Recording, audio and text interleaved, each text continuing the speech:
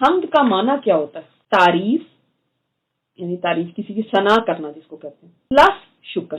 یہ دو چیزیں ہیں جس سے حمد بنتی ہے. ایک ہوتی ہے مدح کرنا، وہ ہے تعریف. ضروری نہیں آپ جس کی مدح کریں اس کا شکریہ بھی ادا کریں. آپ کہتے ہیں کہ بھائی مثال کے طور پہ فلاں بہت بڑا ڈاکٹر ہے، آپ نے اس کی تعریف کی، لیکن ضروری نہیں آپ اس کا شکریہ ادا کریں کیونکہ آپ کو اس سے تو کوئی فائدہ نہیں ملا یا کچھ ہے. فلاں بڑا اچھا آدمی ہے، بہت نیک آدمی ہے، لیکن ضروری نہیں کہ آپ اس کا شکریہ ادا کریں. اسی طرح کسی کا آپ شکریہ ادا کرتے ہیں، ضروری نہیں کہ آپ اس کی تعریف بھی کریں. مثلا موسیٰ علیہ السلام نے فرعون کے احسانات پہ اس کا شکریہ ادا کیا تھا مگر اس کی تعریف نہیں کی تھی. تو شکر بغیر مدح کے بھی ہوتا ہے اور مدح یعنی تعریف بغیر شکر کے بھی ہوتی ہے. مگر حمد جو ہے نا اس کے اندر دونوں چیزیں آ جاتی ہیں. اس میں تعریف بھی ہے اور شکریہ بھی ہے. دونوں چیزیں کمبائن کریں گے تو پھر حمد بنے گی.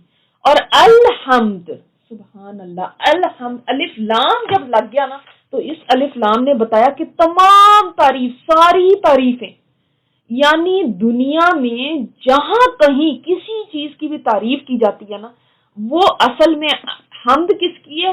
اللہ کی.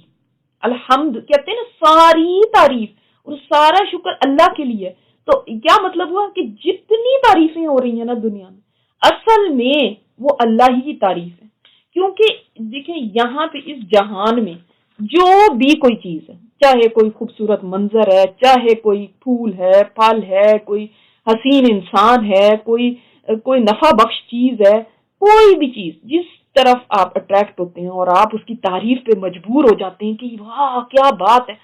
تو اگر آپ غور کریں نا تو ان سب چیزوں کے پیچھے کس کی قدرت ہے، کس نے وہ پیدا کی. جہاں کہیں بھی کوئی بھی تعریف کی جا رہی ہے، جیسے کہ آپ ایک پینٹنگ ہے، کسی نے کوئی پینٹنگ بنائی ہے، آپ اس پینٹنگ کی تعریف کر رہے ہیں نا تو اصل میں کس کی کر رہے ہیں؟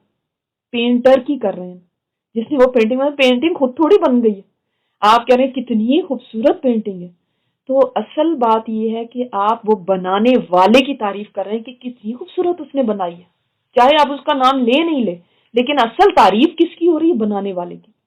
اور آسمان کو دیکھیں تو اس وقت کے زمانے کے لوگ تو شاید اس آسمان کو دیکھ کے سوچتے ہیں آسمانوں کو غور کرو اور پہچانو اس ذات کو جس نے ان آسمانوں کو بنایا. آج آپ اتنی سائنس نے اب ترقی کر کے بتایا ہے کہ کیا کیا ہے یونیورس میں، ابھی بھی پوری طرح سے اس کو نہیں سمجھ سکے. عقل انسان کی نا گھوم جاتی ہے جس وقت یہ لوگ بتاتے ہیں کہ کتنے ستارے اور سیارے اور کتنی گیلیکسیز اور کتنے ان کے اندر بلینز ٹریلینز ستارے گھوم رہے ہیں اور سورج بھی اتنا چھوٹا سا ایک ستارہ ہے. تو انسان کی عقل حیران رہ جاتی ہے. اور کتنے لائٹ ایئر دور ہیں وہ ہم سے. تو خلق السماوات، یہ آپ آسمانوں میں صرف یہ نیلا آسمان نہیں سوچیں، اس کائنات کو سوچیں جس نے پیدا کیا اس پوری کائنات کو، جس میں ہر چیز کتنی سسٹمیٹکلی چل رہی ہے. چھوٹے چھوٹے پتھر اتنے سارے پھر رہے ہیں، آپ انسان حیران ہوتا ہے کہ دیکھو ان میں سے کوئی ٹکرا نہیں رہا، کوئی آ کے زمین پہ گر نہیں رہا، کوئی ادھر سے ادھر نہیں ہو رہا. کون ان کو چلا رہا ہے؟ انسان کی یہ عقل نہ خود کہتی ہے کہ ایک اللہ ہے. اس اللہ کی تعریف اور اس کا شکر ادا کرو جس نے یہ بنایا ہے، تخلیق کیا ہے، پہلے نہیں تھا. یہ کتنی بڑی قدرت اور طاقت رکھنے والے رب کا کارنامہ، اور جس نے بنائے اندھیرے اور روشنی. کہ یہ صورت نا توحید کے رولز پہ مشتمل ہے. اگر آپ نے کسی چاہے مسلمان کو توحید سکھانی ہے، کیونکہ آج مسلمانوں میں بھی شرک بڑھ گیا کہ یہ کارنامے کوئی اور نہیں کر سکتا. ظلمتیں اور اندھیرے بنانے، کتنی بڑی زمین کے اوپر ایک طرف اندھیرا ہو اور ایک طرف دن ہے اور ایک طرف رات ہے، ایک طرف اندھیرا ہے اور ایک طرف روشنی. اور پھر کیسے یہ گلوب پورا گھومتا ہے اور پھر اندھیرے والی جگہ روشنی میں آ جاتی ہے اور روشنی والی جگہ اندھیرے میں چلی جاتی ہے. ایوری ڈے ایسے ہو رہا ہے. لیکن چونکہ ہم جب سے پیدا ہوئے نا ہم یہ ساری چیزیں دیکھ رہے ہیں تو ہمیں کوئی یہ اتنی بڑی چیزیں ہی نہیں لگتی، کوئی اتنی بڑی بات نہیں لگتی. شاید ہو سکتا ہے کہ ہم نے کبھی نہ دیکھی ہو، کوئی ہو سکتا ہے کوئی اندھا ہو اس کو ایک دم بینائی ملے، یا کسی نے کبھی بھی نہ یہ دیکھی ہوتی. تو یہ تو ایسی چیز ہے کہ انسان دنگ رہ جائے کہ یہ کیا ہو رہا ہے. روشنی اور اس کے بعد آہستہ آہستہ آہستہ آہستہ کر کے اندھیرا، پھر آہستہ آہستہ کیسے روشنی میں بدل جاتا ہے، جگہ وہی ہے اور اتنی بڑی چینج آ رہی ہے۔ سما کا لفظ جو ہے یہ حیرت کے لیے بھی آتا ہے کہ حیرت ہے لوگوں کے اوپر، کن لوگوں پہ؟ الذین کفروا، جنہوں نے کفر کیا، جو اللہ کا پھر بھی انکار کرتے ہیں، کہ بربہم یعدلون، وہ اپنے رب کے ساتھ برابر قرار دیتے ہیں۔ اتنی بڑی چینج لانے والا تو کوئی بھی نہیں ہو سکتا، اتنا بڑا آسمان اور زمین پیدا کرنے والا تو کوئی بھی اور نہیں ہو سکتا، پھر بھی ان کی عقل کے اوپر حیرت ہے کہ یہ اوروں کو اللہ کے برابر کرتے ہیں اور اوروں سے جا کے مانگتے ہیں اور اوروں کے آگے سجدے کرتے ہیں، ان کے آگے ہاتھ پھیلاتے ہیں۔ یعنی ان چیزوں کو سامنے رکھ کے فرمایا کہ یہ چیزیں دیکھو اور پھر سوچو کہ جو رب ان چیزوں کو چلانے والا اور بنانے والا ہے، کیا ان کے برابر کوئی ہو سکتا ہے؟ اور مشرکین مکہ تو خود یہ بات مانتے تھے کہ یہ آسمان اور زمین اللہ نے پیدا کیے، اندھیرا اور اجالا اللہ پیدا کرتا ہے۔ ان کو پتا تھا کہ ہمارے بت تھوڑی یہ پیدا کر سکتے ہیں۔ وہ خود اپنے سے زیادہ گری ہوئی مخلوق کے سامنے سجدے کرنے لگا، اتنا راستے سے بھٹک گیا۔ چاند سورج ستاروں کو تو اس نے پوجا ہی پوجا، آگ پانی درخت پتھر یہاں تک کہ چوہوں کو اور سانپوں کو بھی پوجنے لگا۔ انسان اتنا گر گیا تو تم کیسے کہہ سکتے ہو کہ ایک اللہ کے برابر یہ ہو سکتے ہیں؟ اور رب پتہ ہے کون ہوتا ہے؟ مالک، مربی، انچارج، منعم، نعمت دینے والا، قیم، قائم رکھنے والا، یعنی آپ سمجھیں اونر بھی ہے، انچارج بھی ہے، کیئر ٹیکر بھی ہے، گفٹ دینے والا، نعمتیں دینے والا بھی ہے، اور سسٹینر، مینٹینر جس کو کہتے ہیں وہ بھی ہے۔ مینٹینر کیسے کہ جیسے کسان ہوتا ہے نا، وہ ایک کمزور سا پودا لگاتا ہے تو ساتھ ایک لکڑی کھڑی کر دیتا ہے تاکہ پودے کو سہارا مل جائے، کہ کیئر کرتا ہے، اس کی سسٹیننس کے لیے کرتا ہے نا۔ تو رب جو ہے رب العالمین، سوچیں اپنی عقل کو ذرا امیجن کریں، عالمین کا جو رب ہے وہ یعنی سارے جہانوں کا اونر بھی ہے، ان کا انچارج بھی ہے، ان کی کیئر بھی کرتا ہے، ان کو چیزیں جو بھی ان کی نیڈز ہیں وہ بھی پوری کرتا ہے، ان کو سسٹین کرتا ہے، ان کو مینٹین کرتا ہے۔ یہ سب چیزیں ہیں رب میں۔ تم اپنے اوپر غور کرو، اللہ نے تمہیں طین سے پیدا کیا، گیلی مٹی سے پیدا کیا۔ آدم علیہ السلام کو تو مٹی سے پیدا کیا ہی کیا، اس کے علاوہ باقی انسان نطفے سے پیدا ہوتے ہیں، تو وہ نطفہ بھی کس سے بنتا ہے؟ وہ بھی مٹی سے ہی بنتا ہے۔ انسان جو کھاتا ہے اسی سے نطفہ بنتا ہے نا۔ تو تمہیں سب کو ایک مٹی سے پیدا کیا۔ ابو موسیٰ اشعری فرماتے ہیں کہ میں نے رسول اللہ صلی اللہ علیہ وسلم سے سنا کہ اللہ تعالیٰ نے آدم علیہ السلام کو مٹی کی خاص مقدار سے پیدا کیا جس میں پوری زمین کے اجزاء شامل کرتی ہے، سارے انگریڈینٹس زمین کے جو ساری جگہ کی تھی نا وہ شامل کرتی۔ یہی وجہ ہے کہ اولاد آدم رنگ، روپ اور اخلاق، عادات میں مختلف ہے، کوئی کالا ہے، کوئی گورا ہے، کوئی سرخ ہے، کوئی سخت ہے، کوئی نرم ہے۔ یہ ساری خصوصیات ہیں نا مٹی کی۔ کوئی پاکیزہ و خصلت ہے، کوئی خبیث و طبع ہے۔ تفسیر مظہری کی روایت ہے میں روایت ہے یہ، یعنی مٹی چونکہ ڈفرینٹ کلرز کی بھی ہوتی ہے اور ڈفرینٹ طرح کی ہوتی ہے، کوئی سخت ہوتی ہے، کوئی نرم ہوتی ہے، اسی طرح انسان بھی ہے۔ اور اسی مٹی سے سبحان اللہ پھل پھول نکلتے ہیں، تو اسی مٹی سے ایسے انسان بھی نکلتے ہیں جو واقعی اللہ تعالیٰ کے فرما بردار ہیں، اور اسی مٹی سے وہ فوائد ملتے ہیں۔ اب یہ دیکھیں کھیت کھلیان، گندم، چاول، یہ سب اسی مٹی سے نکلے ہیں نا، کتنے فائدہ مند ہیں انسانوں کے لیے۔ اسی طرح اس مٹی سے وہ انسان بھی پیدا ہوتے ہیں جو دوسروں کے لیے فائدہ پہنچانے والے۔ پھر مقرر کر دی ایک مدت۔ ایک مدت کا مطلب کیا؟ یعنی ایک ٹائم تمہارے لیے مقرر کر دیا۔ ٹائم کب تک کا؟ یعنی پیدا ہونے سے انسان کا اوریجن تو مٹی سے ہوا نا، مٹی سے وہ بنا، پھر اللہ تعالیٰ نے ایک مدت، ایک ٹائم اس کے لیے فکس کر دیا، اتنے سال، اتنے مہینے، اتنے دن، اتنے گھنٹے، اتنے منٹ اینڈ اتنے ایون سیکنڈز آر کاؤنٹڈ۔ اس سے نہ ایک سیکنڈ پہلے نہ ایک سیکنڈ بعد اس کو کوئی ٹائم ملے گا، اور اس ٹائم کو کیا کہتے ہیں؟ موت، ہے نا۔ ایک فکس ٹائم اللہ نے اس کو دے دیا، ایک ٹائم اس کے لیے فکس کر دیا۔ فکس ٹائم وہ کیا ہے؟ قضا اجل کا مطلب کیا؟ Fix time. تو یہ فکس ٹائم کون سا ہے؟ جب سے پیدا ہوا اس وقت سے ایک فکس ٹائم دے دیا، یعنی موت تک کا ایک ٹائم پیریڈ دے دیا، ایسا کاؤنٹڈ رکھا کہ فرشتے آ کے بیٹھ جاتے ہیں اور انتظار کرتے ہیں اب وہ ٹائم آ جائے گا تو اس وقت اس کی روح قبض کرنی ہے۔ نہ وہ ذرا جلدی کرتے ہیں اور نہ ہماری طرح لیٹ ہو جاتے ہیں کہ جہاں گئے لیٹ ہو گئے، نہیں، وہ نہیں لیٹ ہوتے، اور ایک مدت مقرر کر دی جو اس کے پاس ہے. دنیا، اس سورج، چاند، ستاروں، کائنات کی موت کا، ان کا بھی ایک فکس ٹائم کر دیا. اس فکس ٹائم پہ جب خاتمے کا وقت آئے گا تو قیامت آ جائے گی، یعنی ختم ہو جائے گی یہ سب.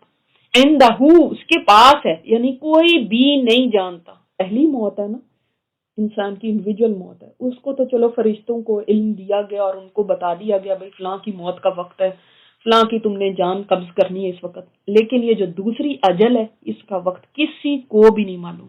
پھر بھی تم شک کرتے ہو اس میں، یعنی اتنے واضح دلائل کے باوجود تم قیامت کے بارے میں شکوک و شبہات رکھتے ہو، اس کو نہیں مانتے. جبکہ تم دیکھتے ہو کہ لوگ روز مر رہے ہیں، ختم ہو رہے ہیں، تو کیا ایک دن اس کائنات نے ختم نہیں ہونا؟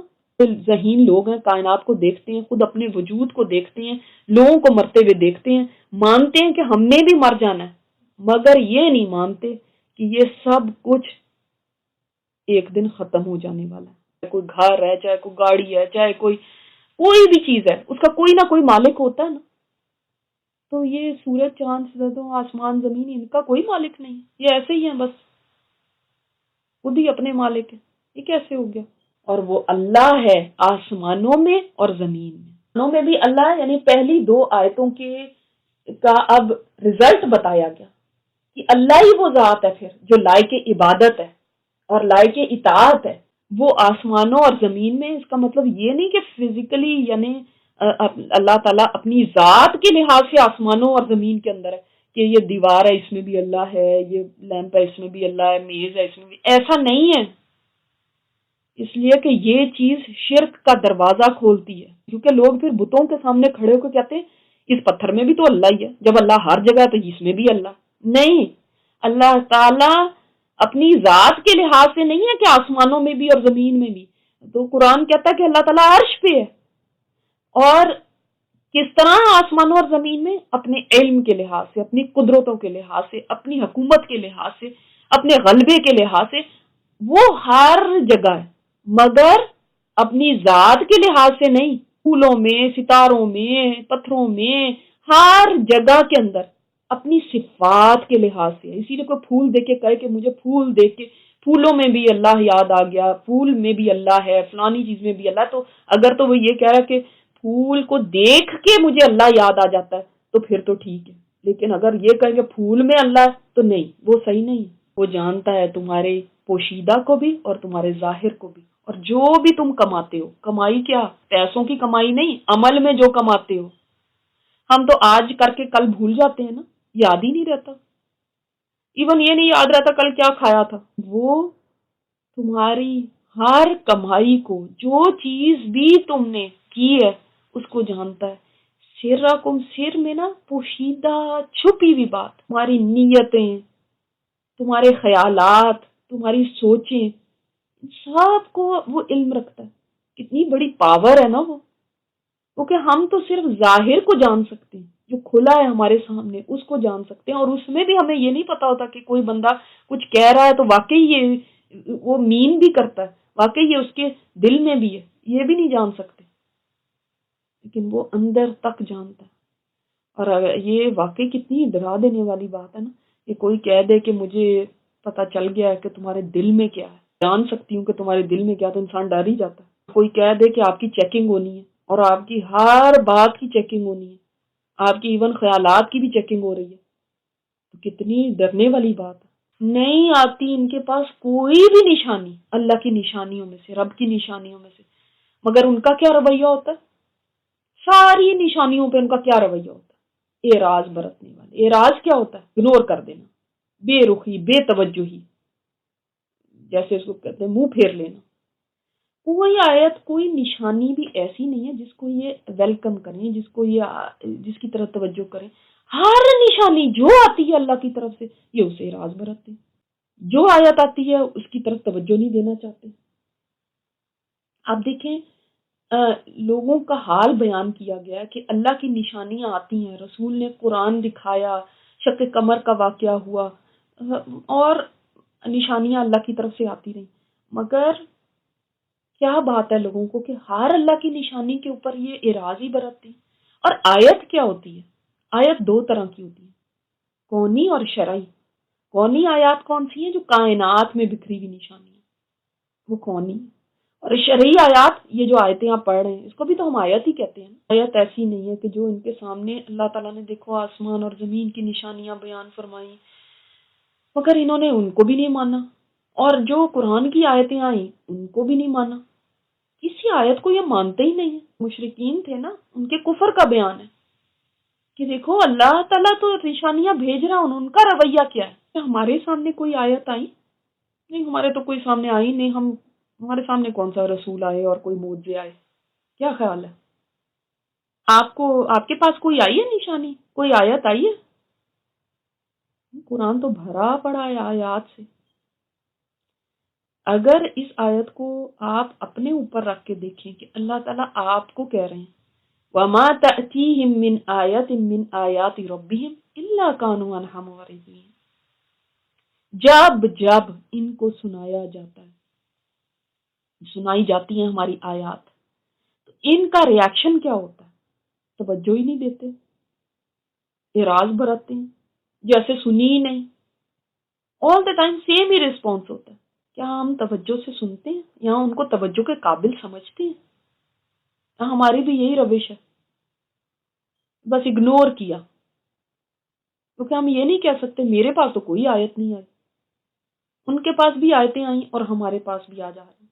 کہیں آیت سننی پڑ جائے تو ایسے لگتا ہے کانوں پہ بوجھ پڑ گیا. اگر کوئی قرآن پڑھ رہا ہے چینج کر دو یہ چینل، اس میں کوئی مزہ نہیں ہے، کہیں اور انٹرٹینمنٹ لگاؤ. بوجھ لگتا ہے نا قرآن. کہیں کوئی قرآن کی بات سنا رہا ہو تو وہ ایک مشکل پڑ جاتی ہے کہ کب ختم کریں گے. تو تحقیق انہوں نے جھٹلایا حق کو. حق کیا ہے؟ یہ قرآن حق ہے، اللہ کا پیغام حق ہے، جو آپ صلی اللہ علیہ وسلم لے کر آئے وہ سب حق ہے نا. تو حق سے مطلب قرآن بھی ہو سکتا ہے، اور نبی کریم صلی اللہ علیہ وسلم کی ذات بھی تو حق ہے نا، کیونکہ آپ صلی اللہ علیہ وسلم شروع سے انہی لوگوں میں رہے تھے. مشرکین مکہ میں بچپن جوانی سب انہوں نے دیکھا تھا اپنی آنکھوں کے سامنے، اور ان کو اچھی طرح پتا تھا کہ انہوں نے کوئی تعلیم حاصل نہیں کی، ان کو اپنا نام بھی خود لکھنا نہیں آتا. مگر کیا ایسا ہو گیا کہ 40 سال کی عمر میں جنہوں نے نہ کبھی شعر و شاعری کی تھی، نہ کبھی کوئی تعلیم حاصل کی تھی، وہ 40 سال کے ہوتے ہی ان کی زبان سے ایسی خوبصورت باتیں، ایسی کلام نکلنے لگا کہ دنیا کے بڑے بڑے فلاسفر، ماہر، شاعر، فقہا، جو مبلغین، کوئی بھی اس کلام کا مقابلہ نہیں کر سکتا تھا. یہ کلام چیلنج کرتا ہے، لیکن چیلنج کا جواب کوئی بھی نہیں دے سکا. انہوں نے جب بھی حق آیا، اب دیکھو کئی برس گزر چکے تھے نا، اب یہ سورج جب اتر رہی ہے تو صرف 1 سال رہتا تھا ہجرت کرنے میں. کتنا ٹائم گزر چکا تھا تبلیغ کرتے ہوئے، 10 سال تو گزر ہی چکے تھے.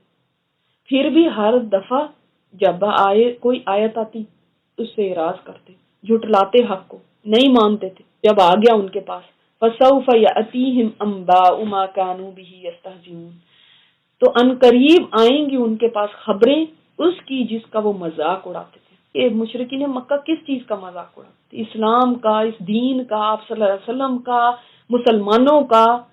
تو ان کو حقیر سمجھتے تھے، اور اس دین کے اوپر بھی اتنے اعتراضات کرتے تھے، قیامت کا، ان سب چیزوں کا بہت مذاق اڑاتے تھے. تو اللہ تعالیٰ نے فرمایا تو ان قریب آ جائیں گی ان کے پاس خبریں. کس چیز کی خبریں آ جائیں گی؟ جس کا یہ مذاق اڑاتے تھے. مسلمانوں کو حقیر سمجھتے تھے نا، ان کے پاس خبریں آنے شروع ہو جائیں گی جلدی کہ مسلمان فتح کرتے کرتے کہاں تک پہنچ گئے، کتنے طاقتور ہو گئے. وہی مسلمان جن کو کل کوئی پوچھتا نہیں تھا اور ایسے ہی غلام اور کمزور سمجھتا تھا، وہی ایک دن ان کی امپائر کہاں یورپ اور کہاں افریقہ اور کدھر کدھر تک پہنچ گئی. ان کانٹیننٹس پہ حکومت تھی مسلمانوں کی. تو جن کو بالکل ورتھ لیس سمجھ کے مذاق اڑاتے تھے نا، جلدی تمہیں ان کی خبریں ملنے شروع ہو جائیں گی. خبریں کا مطلب کیا ہے یہاں پہ؟ ان کی جو خوشخبریاں، ان کی جو کامیابیوں کی باتیں. اگر اسلام کے بارے میں کہا جائے کہ مذاق اڑاتے تھے، تو اسلام کی بھی ظاہری بات ہے، یہ تو سوچتے تھے اسلام ختم ہو جائے گا، لیکن تمہیں جلدی اس کی کامیابی کی باتیں سننے شروع ہو جائیں گی. اور بدر ہوئی اور وہاں سے پھر فتوحات کا پھر ایک سلسلہ شروع ہو گیا. اس کے بعد تو اسلام اوپر ہی اوپر جاتا ہے. نہیں انہوں نے دیکھا کتنی ہی ہم نے ہلاک کر دی قومیں ان سے پہلے، جن کو ہم نے زمین میں بسایا تھا. کیا مطلب ہے؟ یعنی اب نہ اس چیز سے ان لوگوں کو ڈرایا جا رہا ہے کہ تم ہسٹری نہیں دیکھتے. دیکھیے انسان جب ہسٹری پڑھتا ہے نا، عبرت ہے ہمارے لیے. اگر آپ ہسٹری کو واقعی ان آنکھوں سے دیکھیں، سبق لینے والی نظر ہو، اس سے دیکھیں.